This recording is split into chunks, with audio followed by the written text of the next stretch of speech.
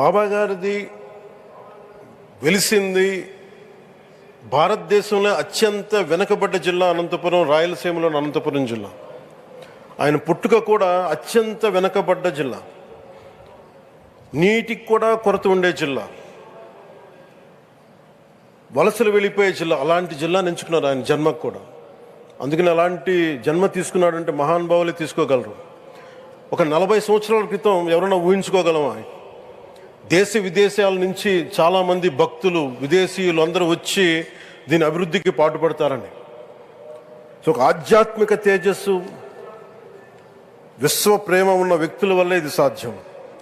అలాంటి వ్యక్తుల కోసం ప్రత్యేకించి గౌరవ ప్రధానమంత్రి నరేంద్ర మోదీ గారికి ఇష్టమైనది ప్రజలందరికీ కనీసం ఒక 50 లీటర్ల నీళ్ళు ఇవ్వాలి,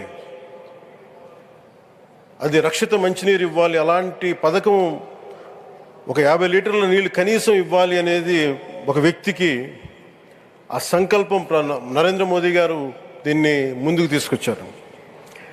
ఒక ప్రభుత్వ పరంగా దీన్ని ప్రధానమంత్రి గారు తీసుకొస్తే, ఒక ఆధ్యాత్మిక గురువుగా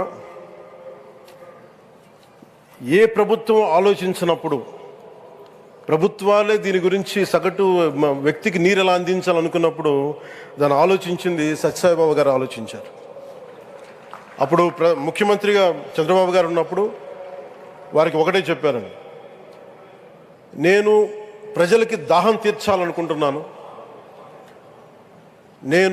నాకు తెలిసిన భక్తులు, ఒకే ఒక భక్తులు, ఒక ఆయన సింగిల్ హ్యాండెడ్గా 400 crores 400 కోట్ల రూపాయలు ఈ పథకానికి, సత్యసాయి ఈ పథకానికి ఇస్తాను, దాహం తీర్చే పథకానికి ఇస్తాను అంటే, దానికి ఆ రోజున ప్రత్యేకించి అలాంటి పర్మిషన్స్కి వీటికి కొంచెం కష్టాలు ఉన్నప్పుడు గౌరవ ముఖ్యమంత్రి నారా చంద్రబాబు నాయుడు గారు వీటికి అండగా ఉండి ఈ సత్యసాయి, ఈ దాహం తీర్చే ఈ పథకానికి, అంటే మనం చెప్పాలంటే జల్ జీవన్ మిషన్ అంకురం సాయిబాబా గారు చేశారు ఇక్కడ.